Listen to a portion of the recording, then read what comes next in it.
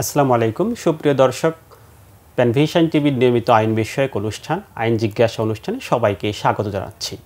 আপনাদের সাথে আছি আমি অ্যাডভোকেট ইমতিয়াজ ইসলাম। প্রিয় দর্শক, আপনারা জানেন এই অনুষ্ঠানের মাধ্যমে আমরা বাংলাদেশের সমসাময়িক এবং গুরুত্বপূর্ণ আইন নিয়ে আলোচনা করে থাকি।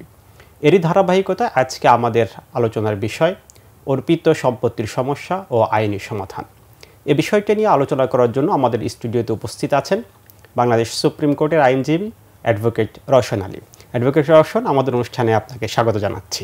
আপনাকে ধন্যবাদ জানাই এবং প্যানভিশন টেলিভিশনকেও ধন্যবাদ জানাই আমাকে আমন্ত্রণ জানানোর জন্য। প্রিয় দর্শক, আমাদের অতিথির সাথে সরাসরি কথা বলতে আমাদের স্ক্রিনে দেখানো নাম্বারে কল করতে পারেন অথবা কমেন্টসের মাধ্যমে আমাদেরকে আপনি আপনার প্রস্তুতি করতে পারেন। আর কথা না বাড়িয়ে আমরা সরাসরি আমাদের অনুষ্ঠানে চলে যাচ্ছি। আজকে তো আমরা অর্পিত সম্পত্তির এই বিষয় নিয়ে আলোচনা করছি। প্রথমত আমরা আপনাদের কাছে যে বিষয়টি জানতে চাই যে অর্পিত সম্পত্তি বলতে আসলে কি বোঝায় এবং একটি সম্পত্তি, এই সম্পত্তিটা কিভাবে অর্পিত সম্পত্তিতে রূপান্তরিত হয়ে গেল, এর যদি সংক্ষিপ্ত একটি ইতিহাস আমাদের সাথে শেয়ার করতেন। খুব সুন্দর প্রশ্ন। অনেক সময় আমাদের মধ্যে কনসেপশন কাজ করে থাকে। আমরা অর্পিত সম্পত্তি বলতে অনেকে সঠিক সংজ্ঞায় যেতে পারি না, বা অর্পিত সম্পত্তি বলতে কি বোঝানো হয় সেটা অনেকে জানতে পারি না। প্রকৃতপক্ষে অর্পিত সম্পত্তি নামটা অনেক পরে এসেছে। এই অর্পিত সম্পত্তির পূর্বের নাম ছিল এনিমি প্রপার্টি। আমরা অনেক সময় দেখে থাকি গ্রামগঞ্জে অনেকে অর্পিত সম্পত্তিকে এনিমি প্রপার্টি হিসেবে বলে থাকেন। আবার আরেকটি শব্দ আমরা শুনে থাকি শত্রু সম্পত্তি হিসেবে অনেকে বলে থাকেন। প্রকৃতপক্ষে আমরা যদি এটার ইতিহাস দেখি, অর্পিত সম্পত্তির এই ইতিহাসটা শুরু হয়েছে 1965 সাল থেকে। 1965 সালে ভারত এবং পাকিস্তানের সাথে একটা যুদ্ধ সংগঠিত হয়। তখন একটা পাকিস্তান, তৎকালীন পূর্ব পাকিস্তান বা পাকিস্তান, একটা অর্ডিন্যান্স ঘোষণা করা হয়। এই অর্ডিন্যান্সের মাধ্যমে তৎকালীন সময়ে যারা হিন্দুরা পাকিস্তানে বসবাস করতেন, তারা তাদের সম্পত্তি রেখে যারা ভারতে চলে গেছিলেন, তাদের সম্পত্তিকে এনিমি প্রপার্টি হিসেবে সংজ্ঞায়িত করা হয়। অর্থাৎ এই 1965 সাল থেকে 1969 ডিসেম্বর পর্যন্ত এই সম্পত্তিগুলা যারা এখানে রেখে ভারতে চলে গেছেন, তৎকালীন সময়ে পাকিস্তানের জন্য তারা ছিলেন শত্রু, তাই বলা হতো তারা এনিমি। অর্থাৎ তাদের সম্পত্তিকে বলা হতো এনিমি প্রপার্টি এবং বাংলায় তখন বলা হতো শত্রু সম্পত্তি।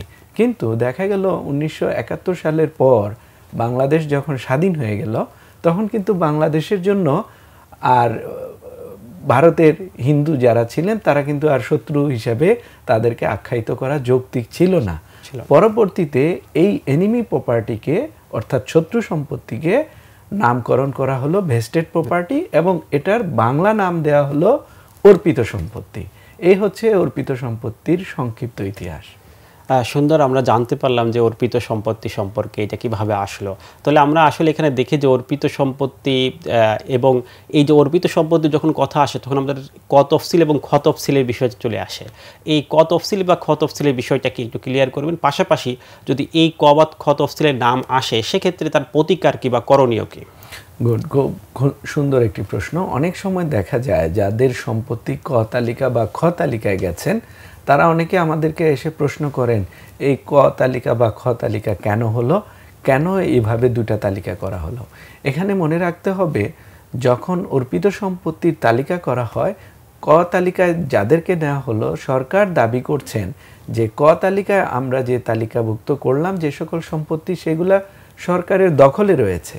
আবার দেখা যায় যেই সম্পত্তিগুলা সরকারের দখলে নাই, তারপরেও যে সম্পত্তিগুলো অর্পিত সম্পত্তি, সেগুলাকে রাখা হলো খ তালিকায়। এভাবে দুইটা তালিকা করা হলো, একটা হলো ক তালিকা আর একটা হলো খ তালিকা। এখন অনেক সময় দেখা যায় এই দুইটা তালিকা নিয়ে অনেকে না বোঝার কারণে একসময় যেটাতে মামলা করার দরকারও নাই, সেই ধরনের সম্পত্তি নিয়ে অনেকে মামলায় জড়িয়ে পড়েন। তো দেখা যায় এই দুইটা তালিকা অনেক সময় আমরা এরকমও দেখেছি, সরকার দাবি করছে তাদের দখলে রয়েছে ক তালিকার সম্পত্তি, কিন্তু বাস্তবে দেখা যায় যে ক তালিকা সম্পত্তি হলেও এই সম্পত্তিগুলা সরকারের দখলে নাই, এগুলা প্রাইভেট কোনো ব্যক্তি বা কোনো প্রতিষ্ঠানের দখলে রয়েছে। এরকম ভুল ভ্রান্তি আমরা অনেক ক তালিকায়ও দেখেছি। এখন আমাদের এই যে যখন একজন ব্যক্তির সম্পত্তিটা ক তালিকায় বা খ তালিকায় চলে যাচ্ছে, তখন আসলে তার কোনো কিছু করণীয় আছে কিনা, বা সে কিভাবে বুঝবে যে তার এই সম্পত্তিটা ক তালিকা বা খ তালিকা অন্তর্ভুক্ত হয়েছে? এই বিষয়টা অনেকে কিন্তু বুঝতে পারে না, কারণ তার সম্পত্তি আছে, এখন আমার সম্পত্তি ক তালিকায় না খ তালিকায়, এটা কিন্তু বুঝতে অনেক সময় কষ্ট হবে, বুঝতে পারে না। এই বিষয়টা যদি আপনি ক্লিয়ার করতেন। খুব সুন্দর। এই জায়গাটা অনেকের আবার দেখা যায় ভুল ধারণার কারণে অনেকে বুঝতে পারেন না। দেখা যায় সহজ বিষয় হলো, বুঝার একদম সহজ উপায় হলো, যার সম্পত্তি ক তালিকা বা খ তালিকায় যে কোনো তালিকায় থাকুক না কেন, তিনি যখন নামজারি করতে যাবেন, ক তালিকার সম্পত্তি হলে তাকে নামজারি দেওয়া হবে না। খ তালিকার সম্পত্তি হলে তাকে কিন্তু তহসিল অফিস থেকে অথবা এসিল্যান্ড অফিস থেকে তাকে জানানো হবে যে আপনার এই সম্পত্তিটা ক তালিকা অথবা খ তালিকাভুক্ত রয়েছে। তখন তিনি এই বিষয়টার উপরে উদ্যোগ গ্রহণ করবেন। যেহেতু সরকার একটা গ্যাজেট নোটিফিকেশনের মাধ্যমে খ তালিকার সম্পত্তি ইতিমধ্যে অবমুক্ত করে দিয়েছেন, অর্থাৎ যাদের সম্পত্তি খ তালিকাভুক্ত রয়েছে তাদের কিন্তু কোথাও মামলা বা মোকদ্দমা করার প্রয়োজন নাই। তারা শুধু এসিল্যান্ড অফিসে যায় একটা আবেদন করবেন, সেই আবেদন প্রেক্ষিতে তারা খ তালিকা থেকে অবমুক্ত করে তাদের নামে নামজারি করে ফেলতে পারবেন। এখানে একটা জেনে রাখার বিষয়, সরকার যখন 2013 সালে এই ঘোষণাটা দিলেন, তৎকালীন সময়ে দ্রুততার সাথে যারা নামজারি করে ফেলেছেন খ তালিকায়, তাদের জন্য কিন্তু আর এই সমস্যাটা বেশি সমস্যা হয় নাই। কিন্তু যারা ভুলক্রমে খ তালিকায় থাকা সত্ত্বেও নিজে নামজারি করেন নাই যথাসময়ে, তাদের জন্য অনেক সময় সমস্যা আমরা বর্তমানে দেখতে পাই। অনেক সময় এসিল্যান্ডে আবেদন নিয়ে গেলেও এসিল্যান্ড মহোদয় অনেক সময় সেটাকে অ্যাপ্রুভ করতে চান না, বলেন যে আপনি যথাযথ সময় এটা আবেদন করে অবমুক্ত করে নেন নাই। সেই ক্ষেত্রে অনেক সময় খ তালিকায় যদি এই ধরনের জটিলতা আসে, সেই ক্ষেত্রে আমরা কিন্তু অ্যাপ্লিকেশন দিয়ে সেটাকে নিষ্পত্তির জন্য এডিসি পর্যন্ত যেতে পারি। কিন্তু যদি ক তালিকা হয়ে থাকে, ক তালিকা হয়ে থাকলে কিন্তু সেটাকে অবমুক্ত করার জন্য আদালত ব্যতীত আর কারো কোনো এখানে এখতিয়ার দেওয়া হয় নাই। ক তালিকার যদি কোনো সম্পত্তি অর্পিত সম্পত্তি হয়ে থাকে, তাহলে কোথাও ধর্ণা না দিয়ে তাকে অবমুক্ত করার জন্য চেষ্টা করতে হবে, অর্পিত সম্পত্তি প্রত্যর্পণ ট্রাইব্যুনালে যেতে হবে। কারণ অর্পিত সম্পত্তি প্রত্যর্পণ ট্রাইব্যুনাল 2001 সালের যে আইন করা হয়েছে, সেই আইনে এই ট্রাইব্যুনাল প্রতিষ্ঠা করার কথা বলা রয়েছে। কিন্তু এখানে আবার একটা শর্ত রয়েছে, অর্পিত সম্পত্তি প্রত্যর্পণ ট্রাইব্যুনালে কাউকে যেতে হবে যখন তার সম্পত্তি ক তালিকায় গ্যাজেটভুক্ত হবে সেই সময় থেকে 300 দিনের মধ্যে। আর যদি তিনি 300 দিনের মধ্যে যেতে না পারেন, তাহলে তাকে বলে দেওয়া হয়েছে যে 2013 সালের ডিসেম্বরের মধ্যে তাকে ট্রাইব্যুনালে গিয়ে মামলা করতে হবে। কিন্তু বিপত্তিটা হচ্ছে এই যে অনেকেই 2013 সালের ডিসেম্বরের মধ্যে অর্পিত সম্পত্তি ট্রাইব্যুনালে তারা যেতে পারেন নাই, যেহেতু আইনে এটাকে বার করে দেয়া আছে যে 2013 সালের ডিসেম্বরের পরে ট্রাইব্যুনাল আর মামলা নিতে পারবে না। এটাকে চ্যালেঞ্জ করে এক সময় রিট মামলা দায়ের করা হলো হাইকোর্ট ডিভিশনে। আমরা দেখেছিলাম হাইকোর্ট ডিভিশনে একটা ডাইরেকশন দিয়ে দিয়েছিলেন যেন এখানে তামাদির দরখাস্তকে সুযোগ দেওয়া হয়, তামাদির দরখাস্ত মওকুফের একটা যেন সুযোগ দেওয়া হয়। তো এটা 17 সালের রিট। পরবর্তীতে এই রিটে যে সিদ্ধান্তটা হলো, এটা আবার আপিল বিভাগ কর্তৃক যখন এটাকে রহিত করে দেয়া হলো, তখন কিন্তু এই সুযোগটা আবার বন্ধ হয়ে গেল। মাঝখানে কিছুটা সময় আমরা এই রায়টাকে দেখিয়ে ট্রাইব্যুনালে মামলা করতে পারতাম, কিন্তু বর্তমান সময়ে এই সুযোগটা নেই। যার কারণে দেখা যায় যাদের ক তালিকাভুক্ত সম্পত্তি রয়েছে তারা এখন শুধুমাত্র হাইকোর্ট ডিভিশনে রিট পিটিশন দায়ের করার মাধ্যমে। আমরা এই ক্ষেত্রে দেখি যে অর্পিত সম্পত্তিতে আমাদের যে সমস্যাগুলো আসে, যেহেতু আজকে আলোচনার সমস্যাগুলো নিয়ে, সেক্ষেত্রে প্রথমত যে সমস্যা আছে নামজারি নিয়ে, মিউটেশন নিয়ে। অর্পিত সম্পত্তি দেখা যাচ্ছে মিউটেশন করা যাচ্ছে না। যদি এরকম হয় যে কেন এই অর্পিত সম্পত্তির মিউটেশনগুলো করা যাচ্ছে না, এই কারণগুলো দর্শকদের উদ্দেশ্যে বলতে পারেন, এবং এই যদি না করা যায় সেক্ষেত্রে তার করণীয় যদি মিউটেশনের সমস্যাগুলো হয়ে যায়। খুব সুন্দর একটি প্রশ্ন। দেখা যায় মিউটেশনের সাথে অন্যান্য বিষয় কিন্তু জড়িত, যেরকম এই অর্পিত সম্পত্তি প্রত্যর্পণ আইন 2001, এই আইনে কিন্তু বলে দেয়া রয়েছে অর্পিত সম্পত্তির তালিকাভুক্ত যে সকল সম্পত্তি হয়ে যাবে, অর্থাৎ আমরা এখানে শুধুমাত্র ক তালিকার কথা বলতে পারি, এই সম্পত্তি কোনো রকম হস্তান্তর করা যাবে না, সেটা সেল ডিড করা যাবে না, এখানে হেবা দলিল করা যাবে না, কোনো ট্রান্সফার দলিল করা যাবে না, বিনিময় দলিল করা যাবে না, কোনো রকমেরই দলিল রেজিস্ট্রি করা যাবে না। এখন সেল করা যাচ্ছে না, এক কথায় রাইট, এক কথায় সেল করা যাচ্ছে না। এখন এই সেল করার পূর্বে আরেকটা বিষয় থেকে যায়, সেটা হচ্ছে নামজারি। এখন নামজারি না হলে তো সেলের প্রশ্নই আসে না। তো এটা হচ্ছে এই আইনেই বলে দেওয়া আছে, এই সম্পত্তিগুলা যদি যথাযথ আদালত কর্তৃক রায় না নিয়ে আসা হয় তাহলে কিন্তু এই সম্পত্তিগুলার নামজারি করে দেওয়া হবে না।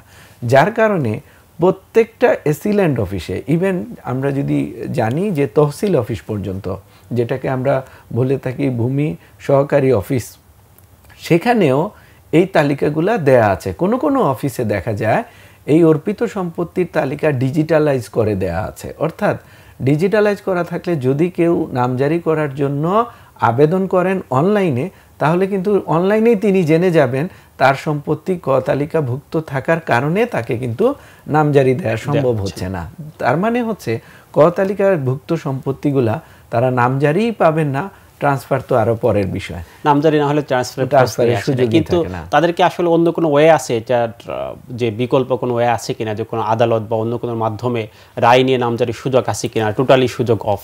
এখন আসলে এখানে একটা গুরুত্বপূর্ণ বিষয় আপনি তুলে ধরেছেন, যে আসল একজন ব্যক্তি যদি প্রকৃত সম্পত্তির মালিক হয়ে থাকে তাহলে তিনি যদি যথাসময়ে ট্রাইব্যুনালে মামলা দায়ের করতে ব্যর্থ হলেন, তার মানে কি তার মালিকানা সত্ত্ব নষ্ট হয়ে যাবে?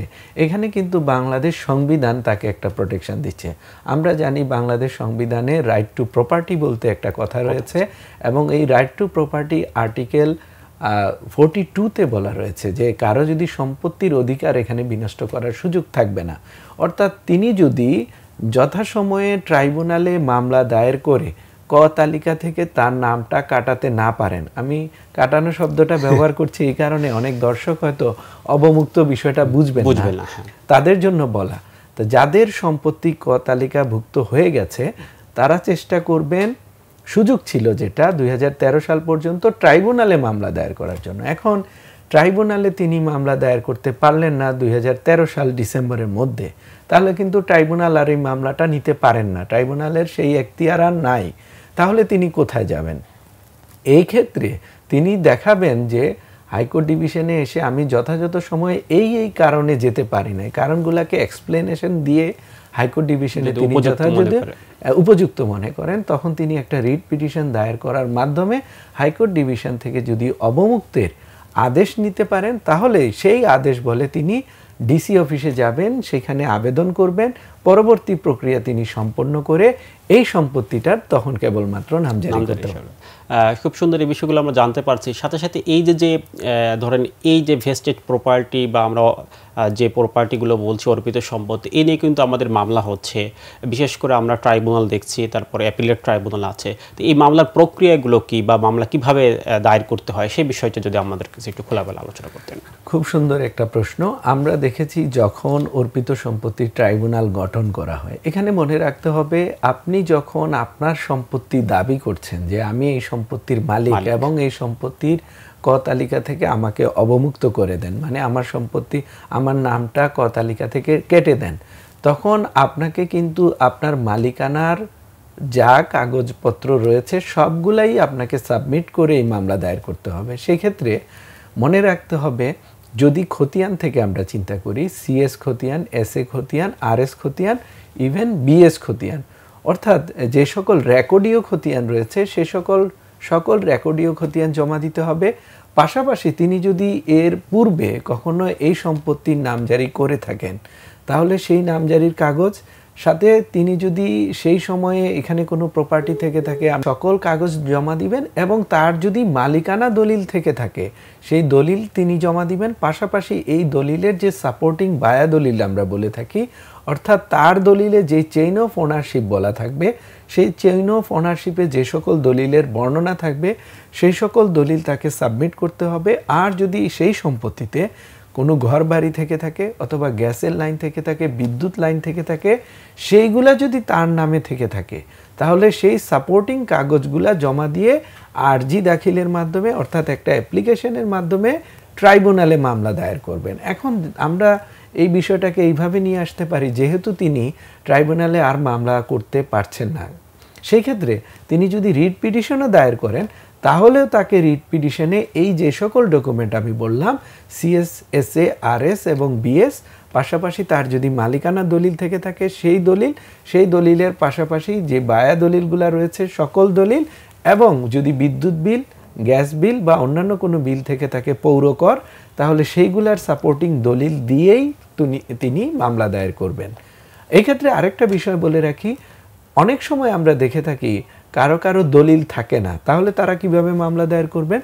যদি এরকম হয়ে থাকে যে তার পূর্বপুরুষ সিএস খতিয়ানে মালিক, পরের পুরুষ বা প্রজন্ম এসেছে যাদের নাম এসেতে চলে আসছে, পরের প্রজন্মের নাম আসছে আরএস, বা পরের প্রজন্মের নাম এসছে বিএস খতিয়ানে, তাদের কিন্তু কোনো দলিলই থাকবে না, অর্থাৎ তারা সেই খতিয়ানগুলো দিয়েই কিন্তু মামলা দায়ের করতে পারবে। এই মামলার যখন কথা আসে তখন আমাদের আসে যে এই ট্রাইব্যুনালে বা তখন মামলা করলো যে তার এই সম্পত্তি অবমুক্তের জন্য মামলা করলো, কিন্তু কোনো কারণে দেখা যাচ্ছে মামলা হেরে গেল, তখন তার পরিস্থিতি কি হবে বা তখনকার সিচুয়েশনটা কি হবে?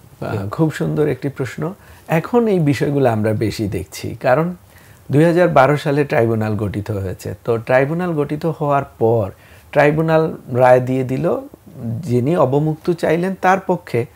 তখন দেখা যায় ডিসি অফিস থেকে, জেলা প্রশাসক কার্যালয় থেকে, অর্থাৎ বেস্টেড প্রপার্টির যে কাস্টোডিয়ান যারা রয়েছেন, তারা কিন্তু এই রায়ে যদি সংক্ষুব্ধ হন, সরকার যদি মনে করে যে এই রায়ে সরকার সংক্ষুব্ধ হয়েছে, সরকার ক্ষতিগ্রস্ত হতে পারে, তখন কিন্তু অর্পিত সম্পত্তি ট্রাইব্যুনালের রায়ের বিরুদ্ধে আপিলাত ট্রাইব্যুনাল প্রত্যেক জেলাতে রয়েছে, সেই আপিলাত ট্রাইব্যুনালে সরকার পক্ষ চাইলে আপিল করতে পারে। এখন যদি আপিল করার পর সরকার পক্ষ জিতে যায়, তখন কিন্তু যিনি দাবি করলেন তার কিন্তু আইনে আর কোনো প্রতিকার বলে দেওয়া নাই, যেটা আমরা বলতে চাচ্ছি অর্পিত সম্পত্তি প্রত্যর্পণ আইন 2001, এই আইনে কিন্তু বলা হয়েছে এটা চূড়ান্ত।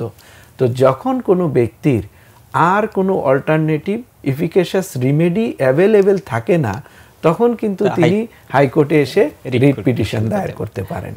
যাক, আমরা অনেক বিষয়গুলো আপনার কাছে জানছি, বিশেষ করে অর্পিত সম্পত্তির বিষয়। আমাদের সময় হয়েছে একটি বিরতি নেওয়ার। দর্শক আমাদের সাথেই থাকবেন, কোথাও যাবেন না। বিরতির পরে আবারও আমরা এই বিষয় নিয়ে আলোচনা করব। আমাদের অতিথি আমাদের সাথেই আছেন। সুপ্রিয় দর্শক, আপনারা দেখছেন প্যানভিশন টিভির আইন বিষয়ক অনুষ্ঠান আইন জিজ্ঞাসা। আমাদের আজকের অতিথি আছেন অ্যাডভোকেট রওশন আলী। আমরা বিরতির পূর্বে কথা বলছিলাম অর্পিত সম্পত্তি নিয়ে। বিরতির পর আমরা আবারও আমাদের অতিথির কাছে চলে যাচ্ছি অর্পিত সম্পত্তির এই বিষয়গুলো নিয়ে আলোচনা করার জন্য। খ তালিকায় যদি কারোর নাম থেকে থাকে, সেই ক্ষেত্রে আমরা বলেছিলাম যে যদি তিনি এসিল্যান্ড অফিসে গিয়ে আবেদন করেন, যেহেতু খ তালিকা ইতিমধ্যে সরকার এমনভাবে অবমুক্ত করেছেন যেন ধরে নিতে হবে এই সম্পত্তি এর পূর্বে কখনোই তালিকাভুক্ত হয়নি, এইভাবেই কিন্তু খ তালিকাকে অবমুক্ত করা হয়েছে।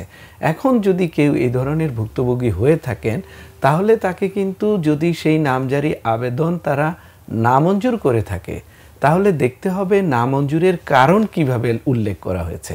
আমরা দেখেছি এরকমের সমস্যা আমাদের কাছে অনেকেই নিয়ে এসেছেন, শুধুমাত্র খ তালিকায় রয়েছে এই কারণেই কিন্তু নামজারি অবমুক্ত বা নামজারি করে দেন নাই, এরকম ঘটনা খুবই কম ঘটে থাকে।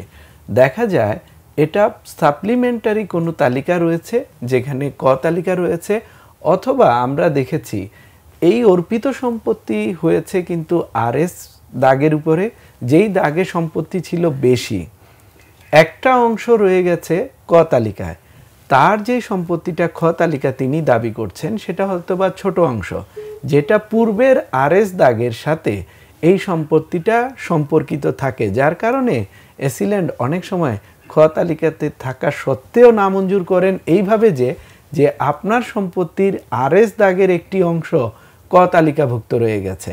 এরকম সিচুয়েশনে যদি তিনি পড়ে থাকেন, তাহলে তাকে কিন্তু ক তালিকার গ্যাজেটটাও সংগ্রহ করতে হবে এবং খ তালিকার গ্যাজেটটাও সংগ্রহ করতে হবে, করে তিনি ওই এসিল্যান্ড অফিসেই চাইলে রিভিউ পিটিশন দিতে পারেন। রিভিউ পিটিশন দিয়ে তিনি এসিল্যান্ডকে বোঝানোর চেষ্টা করবেন যে আমার এই সম্পত্তিটা এই দুইটা তালিকা থাকা সত্ত্বেও কেন আমি অবমুক্ত চাচ্ছি। সেই ক্ষেত্রে যদি রিভিউ পিটিশন নামঞ্জুর হয়, তাহলে তিনি চাইলে উচ্চ আদালতে শরণাপন্ন হতে পারেন, অথবা তিনি আরেকটা কাজ করতে পারেন, এসিল্যান্ড অফিসে আর কোনো ধরনের রিভিউ পিটিশন না দিয়ে এডিসি অফিসে এসে আপিল দায়ের করার মাধ্যমে সেখানে তিনি এটা উত্থাপন করার চেষ্টা করতে হবে। এখানে বুঝতে হবে খ তালিকাতে থাকা সত্ত্বেও কেন নামজারি করে দেয়া হচ্ছে না, এটার গভীরে যেতে। আমরা ছিলাম ওই খ তফসিলের বিষয়টা, যে আমাদের কমেন্টসের মাধ্যমে এক ভাই কোশ্চেন করেছিলেন যে সেক্ষেত্রে যদি অ্যাসিল্যান্ড না দিতে চায় সেক্ষেত্রে করণীয় কি তার? হ্যাঁ, আরেকজন প্রশ্ন করেছিলেন দর্শক যে আসলে খ তফসিল থেকে আমি কিভাবে নামজারি করব। আমরা ইতিমধ্যে সেটা বলেছি যে আপনি যথাযথ আপনার যে সকল কাগজ রয়েছে, একটি ট্রাইব্যুনালে মামলা দায়ের করতে গিয়ে যে সকল কাগজের প্রয়োজন হয়, প্রয়োজনে সকল ধরনের কাগজ তিনি আবেদনের সাথে নামজারি করার জন্য সেই আবেদনের সাথে তিনি দাখিল করবেন। দাখিল করার মাধ্যমে অ্যাসিলেন্ট যখন তাকে শুনানির জন্য ডাকা হবে, অ্যাসিলেন্টকে বিষয়টা বুঝিয়ে বলতে হবে এবং যদি কোনো কারণে তার নামজারি নামঞ্জুর করা হয় তাহলে কিন্তু অবশ্যই নামঞ্জুরের কারণটা লেখা থাকে। 1/1 খতিয়ানে চলে গেছে। 1/1 খতিয়ান মানেই হচ্ছে কিন্তু অর্পিত সম্পত্তিতে এইটা তালিকাভুক্ত রয়েছে। এই ক্ষেত্রে তাদের উচিত হবে এই সম্পত্তির গ্যাজেট সংগ্রহ করা, অর্থাৎ ক তালিকার যে গ্যাজেট রয়েছে সেই গ্যাজেটটা সংগ্রহ করা, পাশাপাশি খ তালিকারও গ্যাজেট সংগ্রহ করা। অনেক সময় অনেক দর্শকের প্রশ্ন থেকে থাকে, আমি এটা সাপ্লিমেন্টারি বলে দিচ্ছি যে গ্যাজেটটা কোথায় পাওয়া যায়, ক তালিকা বা খ তালিকার নাম চলে আসছে, আমি কোথায় পাবো? এটা কিন্তু খুব সহজে তিনি দুই জায়গা থেকে পেতে পারেন। একটা হলো যেখানে তিনি নামজারির জন্য আবেদন করছেন, তারা যদি একটু সহায়ক ভূমিকা পালন করে তাহলে কিন্তু ওইখান থেকে তিনি তথ্য পেয়ে যাবেন তার এই সম্পত্তিটা ক গেজেটের কত নাম্বার সিরিয়ালে রয়েছে, কিভাবে রয়েছে, কার নাম ক তালিকাভুক্ত রয়েছে। আর যদি সেখান থেকে তিনি অ্যাসিল্যান্ড অফিস বা তহসিল অফিস থেকে যদি কোনো ধরনের সহযোগিতা না পেয়ে থাকেন তাহলে তাকে ডিসি অফিসে চলে যেতে হবে, অথবা সংশ্লিষ্ট জেলা জজ আদালতে গেলে সেখানে যারা বই বিক্রেতা থাকে তাদের শরণাপন্ন হলে তাহলে তিনি গ্যাজেট সংগ্রহ করতে পারেন। এখন এই গ্যাজেট সংগ্রহ করে যদি তিনি দেখেন তার এই সম্পত্তিটা 1/1 খতিয়ানে ক তালিকাভুক্ত হয়ে তারপরে 1/1 খতিয়ানে গিয়েছে, তাহলে তিনি অবশ্যই এখন আর সুযোগ নাই ওনার জেলা জজে ট্রাইব্যুনালে মামলা করা। জেলা জজ আদালতে যে সকল ট্রাইব্যুনাল রয়েছে তারা আর এই মামলাটা এন্টারটেইন করবেন না। সেই ক্ষেত্রে সকল ডকুমেন্ট তাকে সংগ্রহ করে তিনি ক এবং খ গ্যাজেট দুইটার সাথে নিলে ভালো হয়, কারণ আমরা দেখেছি কোনো সম্পত্তি ক তালিকায়ও রয়েছে আবার খ তালিকায় চলে আসছে। সেক্ষেত্রে তিনি কিন্তু মহামান্য সুপ্রিম কোর্টের হাইকোর্ট ডিভিশনে একটা দাবি রাখতে পারবেন যে আমার এই সম্পত্তি ক তালিকায়ও রয়েছে, খ তালিকায় রয়েছে, এটা মিস্টেকেনলি অথবা ভুলক্রমে ক তালিকায় চলে গেছে। এটা ডিপেন্ড করে যার যার সম্পত্তি কিভাবে ক তালিকায় গেল। এটা যদি তিনি ভূমি অফিসে না যান, একটু কষ্ট যদি না করেন, তাহলে কিন্তু এটা প্রকৃত কারণ তিনি ফাইন্ড করতে পারবেন না, খুঁজে বের করতে পারবেন না।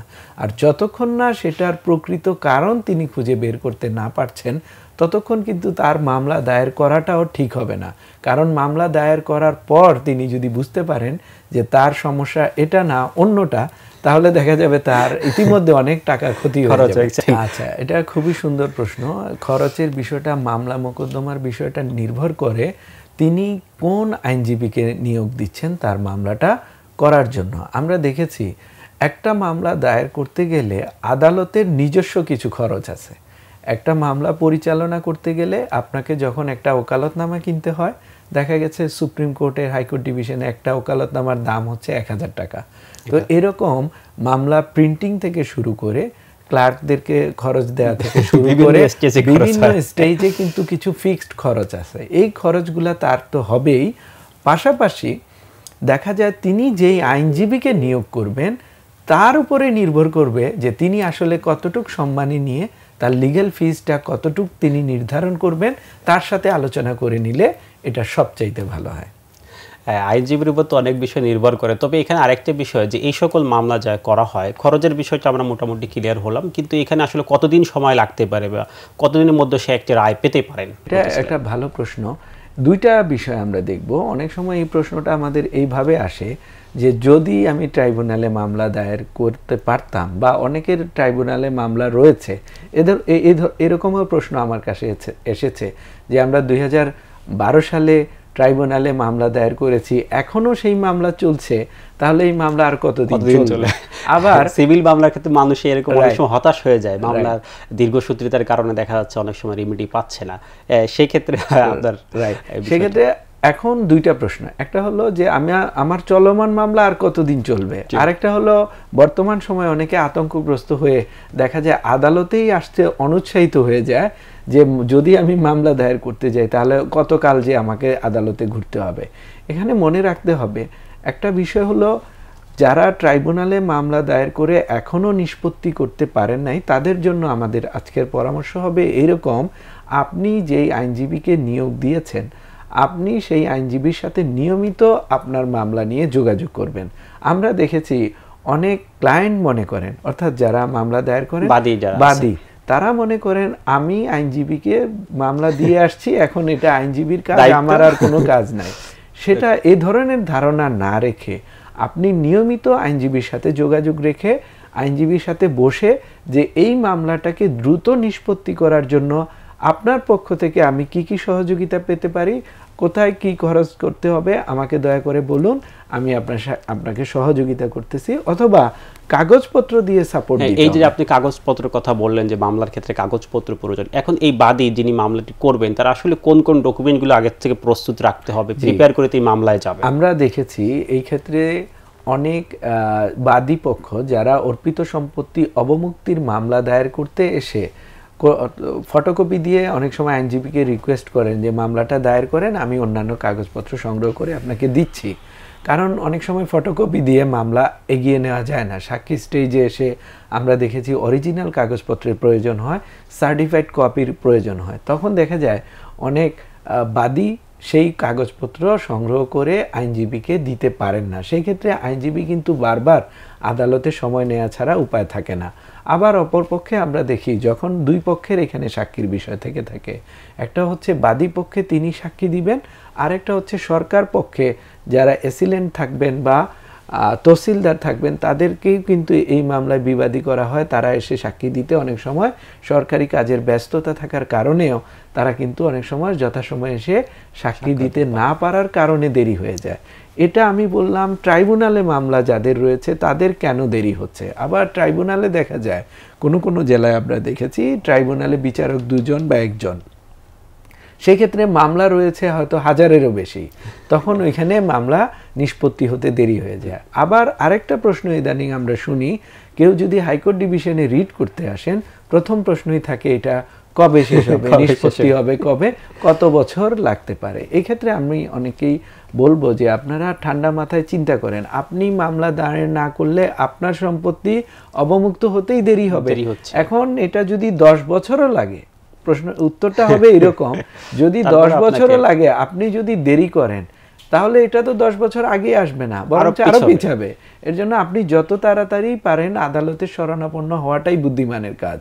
আর কেনই বা হাইকোর্ট ডিভিশনে অনেক সময় রিট পিটিশনগুলা কেন শুনানি করতে দেরি হয়, আপনি লজিকে আসেন, মানে যুক্তিতে আসেন। যখন আপনি মামলা দায়ের করলেন আজকে 23 সালে, আপনি এই মামলাটা দায়ের করেই যখন ফাইনাল শুনানির জন্য আদালতে যে মেনশন করবেন যে মাই লর্ড আমি এই মামলাটা শুনানি করতে চাই, ফাইনাল হিয়ারিং করতে চাই, আমার সব ধরনের প্রসিডিংস আমি শেষ করে আসছি, তখন আদালতের কিন্তু একটা চিন্তা থাকবে যে আমার আদালতে 2008 সাল, 10 সাল বা 16 সাল, 17 সালের মামলা এখনো পেন্ডিং রয়ে গেছে, ওইগুলা এখন নিষ্পত্তি করা সম্ভব হচ্ছে না, কিভাবে 23 সালের মামলাটা আগে শুনানি হবে। তো এই জায়গাটা থেকে আমি প্রত্যেক দর্শককে রিকোয়েস্ট করব যে আপনি বসে থাকলে আপনার জন্যই একটা সমস্যা আপনি রেখে যাচ্ছেন। অর্পিত সম্পত্তিতে এরকম আসে যে ওই যেমন বললেন যে মামলা দীর্ঘসূত্রে তৈরি হয়, কিন্তু যারা এই দাবিদার অর্থাৎ বাদী তিনি আসলে কতদিনের মধ্যে মামলাটি করতে হবে, না করলে তার ক্ষেত্রে প্রতিকার কি আছে, মানে লিমিটেশনের যদি ক্রস করে ফেলে সেক্ষেত্রে। এখন খুব সুন্দর প্রশ্ন যে দেখেন আমরা আগে যেটা লিমিটেশন মওকুফ বা তামাদি মওকুফের একটা দরখাস্ত দিয়ে ট্রাইব্যুনালে মামলা করার সুযোগ ছিল 21 সাল পর্যন্ত। যখন মহামান্য অ্যাপিলেট ডিভিশন সেটা নাকচ করে দিলেন, তার পরবর্তীতে আমরা কিন্তু আর ট্রাইব্যুনালে মামলা দায়ের করতে পারছি না। এখন প্রশ্ন হচ্ছে হাইকোর্ট ডিভিশনে রিট পিটিশন কি তাহলে যে কোনো সময় এসে করতে পারবে বা এটার জন্য কি অপেক্ষা করা যাবে? এই ক্ষেত্রে সাবধানতা অবলম্বন করাটাই ভালো।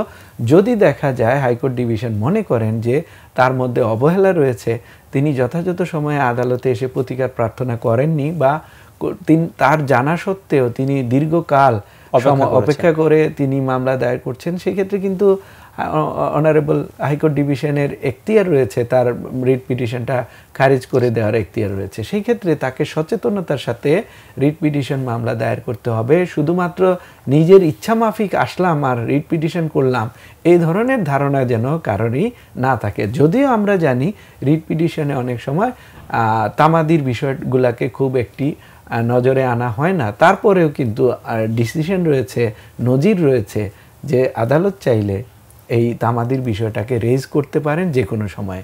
অর্থাৎ তাকে কিন্তু যৌক্তিক কারণ দেখাতে হবে যে আমার সম্পত্তি 2012 সালে ক তালিকার গেজেটে থাকার পরেও আমি কি কারণে হাইকোর্ট ডিভিশনে আসতে আজ আমার এই পর্যন্ত দেরি হলো। এইটার কিন্তু যথাযথ একটা ভ্যালিড রিজন থাকতে হবে, তাছাড়া তো আসলে করতে পারবে না। এরপর আমরা দেখি যে অনেকের আসলে ডকুমেন্ট আছে, অর্থাৎ দলিল তার সবকিছুই তার আছে বা নামজারি তার নামে হয়েছে, কিন্তু তার কিন্তু দখল নাই। সেক্ষেত্রে সে কি করবে? এটা যদি অর্পিত সম্পত্তির ক্ষেত্রে বলে থাকি, এটা আমরা দেখেছি, যদি কারো সম্পত্তি অর্পিত সম্পত্তির ক তালিকাভুক্ত হয়ে গেছে একদিকে, অপরদিকে দেখা যাচ্ছে তার কিন্তু দখলে ওই সম্পত্তিটা নাই, ওইটার যদি দখল অন্য কারো কাছে থেকে থাকে, থার্ড পার্টি, যেমন থার্ড পার্টি বলতে বুঝাচ্ছি সরকারের দখলে নাই, অন্য কোনো পক্ষ সেই সম্পত্তি দখল করে রেখেছেন, যদি দখলে বাদীর সম্পত্তি না থাকে তাহলে তিনি কি করবেন? যদিও সম্পত্তিটা অর্পিত সম্পত্তি তালিকাভুক্ত, এই ক্ষেত্রে কিন্তু ওই আইনে অর্পিত সম্পত্তি প্রত্যর্পণ আইন 2001-এই বলে দেয়া রয়েছে, যদি তিনি এই মামলায় রায় পান অর্থাৎ ডিক্রি পান, সেই ক্ষেত্রে এই ডিক্রি বাস্তবায়নের জন্য তাকে জেলা প্রশাসক সহযোগিতা করবেন। ওইখানে বলে দেয়া আছে 30 দিনের মধ্যে জেলা প্রশাসক যখন এই রায়ের কপি পাবেন তখন থেকে তার কাজ শুরু হয়ে যাবে।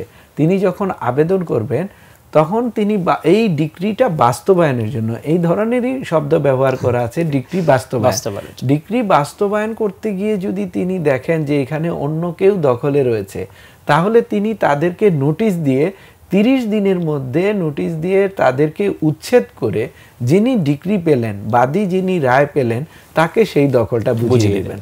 অর্থাৎ এই জায়গায় কিন্তু অর্পিত সম্পত্তি আইন বাদীদেরকে খুব বেশি ভালো প্রোটেকশন দিয়েছে। যারা রায় পাবেন তারা কিন্তু জেলা প্রশাসকের সহযোগিতা নিয়ে জেলা প্রশাসক সেই ডিক্রিকে, রায়কে বাস্তবায়ন করতে গিয়ে প্রয়োজনে ফোর্স ব্যবহার করে সেখান থেকে যারা দখলে থাকবে তাদেরকে দখলচ্যুত করে বাদীকে দখল বুঝিয়ে দিবেন। এই ক্ষেত্রে দেখা যায় যে অনেক সময় যিনি বাদী অর্থাৎ যার সম্পত্তি তিনি বেঁচে নেই, সেক্ষেত্রে তার ওয়ারিশরা কিন্তু এই মামলাগুলো করতে পারবে কিনা অর্পিত সম্পত্তির সম্পর্কে, সেই বিষয়টা যদি আপনি একটু ক্লিয়ার করতেন। জি, খুব সুন্দর প্রশ্ন। এই আইনেই কিন্তু এটার একটা ব্যাখ্যা দেয়া আছে, অর্পিত সম্পত্তি প্রত্যর্পণ আইন 2001-এ এটার ডেফিনেশনে বলা আছে যারা মালিক বলতে আমরা কাকে বুঝাবো, সম্পত্তির মালিক বলতে কাকে বুঝবো। এখানেই সুন্দর করে ডেফিনেশনে বলে দেয়া আছে যারা উত্তরাধিকার সূত্রে মালিক হবেন, অর্থাৎ যিনি প্রকৃত দলিলে মালিক ছিলেন অথবা খতিয়ান মূলে যিনি মালিক ছিলেন, তিনি যদি মারা যান তার উত্তরাধিকার যারা রয়েছেন তারা কিন্তু এখানে মালিক মর্মে দাবি করে এই মামলা দায়ের করতে পারবেন। আমরা অনেক ইনফরমেশন আপনার কাছ থেকে পাচ্ছি, একদম আমরা শেষ পর্যায়ে চলে এসেছি।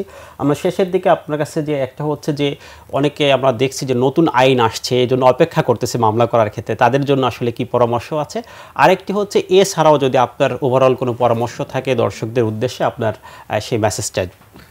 আমার এক্ষেত্রে দর্শকদের প্রতি একটা পরামর্শ থাকে, প্রায় দর্শকই যেটা ভুল করে থাকেন যে অনেকেই কিন্তু আদালতে এসে মামলা দায়ের করতে চান না। ম্যাক্সিমাম ভুক্তভোগীর ধারণা থাকে আমি আদালতে আসলে 10 বছর, 15 বছর, 8 বছর এরকম দেরি হয়ে যেতে পারে। কিন্তু চিন্তা করে দেখেন, আপনি যদি এই মামলা না করে, আল্লাহ না করুক কোনো কারণে আপনি মারা যান, তাহলে কিন্তু আপনি আপনার পরবর্তী জেনারেশনের জন্য একটা সমস্যা রেখে যাবেন। অনেকের দেখেছি আমরা পরিবারে শুধুমাত্র বাবা বা পিতা যিনি থাকেন অথবা দাদা, তারা শুধু এই সম্পত্তির সমস্যা সংক্রান্ত বিষয় জ্ঞান রাখেন, পরবর্তী জেনারেশনরা এই ধরনের কোনো জ্ঞানই সম্পত্তি সম্পর্কে রাখেন না।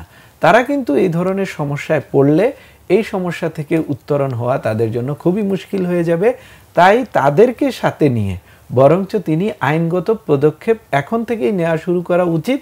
সেটা এখন যতদিনই লাগুক না কেন, এটা আমাদের দেশের পরিস্থিতিতে আপনি যে জায়গায় যান না কেন, আমরা অনেকে ঢালাওভাবে শুধু আদালতের দোষ দিচ্ছি, কিন্তু প্রত্যেকটা জায়গায় কিন্তু মানুষ ভুক্তভোগী হচ্ছে না যে তা কিন্তু না।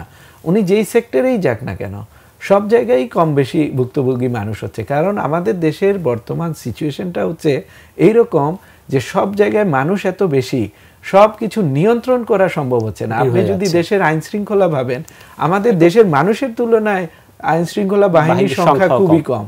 ডাক্তারের দিকে আসেন, মানুষের রোগীর তুলনায় ডাক্তার কম রয়েছে।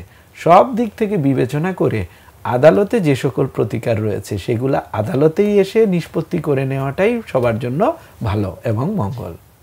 ধন্যবাদ আপনাকে আমাদেরকে এত সময় দেওয়ার জন্য। আশা করছি যে আপনার এই সকল জ্ঞানগর্ভ আলোচনা দর্শকদের অনেক কল্যাণে হয়েছে, অনেক উপকারে এসেছে, দর্শকরা আসলে সন্তুষ্ট হয়েছে। আপনাকে আবারও ধন্যবাদ জানাচ্ছি আমাদের অনুষ্ঠান প্যানভিশন টিভির পক্ষ থেকে যে এত লং টাইম আমাদেরকে সময় দেওয়ার জন্য। আপনাকে এবং প্যানভিশন টেলিভিশন কর্তৃপক্ষকে আবারও ধন্যবাদ জানাই আমাকে আমন্ত্রণ জানানোর জন্য। সুপ্রিয় দর্শক, আমাদের সময় শেষ হলো, আজকে বিদায় নেওয়ার সময় চলে এসেছে। আপনারা আমাদের সাথেই থাকুন, পরবর্তীতে আমরা আবারও কোনো বিষয় নিয়ে আইনানুগ এই বিষয় নিয়ে আমরা আলোচনা করব। আপনি আইন জিজ্ঞাসা অনুষ্ঠানকে ফলো করুন এবং সবার সাথে শেয়ার করে দিন। সবাই ভালো থাকবেন, সুস্থ থাকবেন সে আশা রেখে আজকে শেষ করছি। আসসালামু আলাইকুম ওয়া রাহমাতুল্লাহ।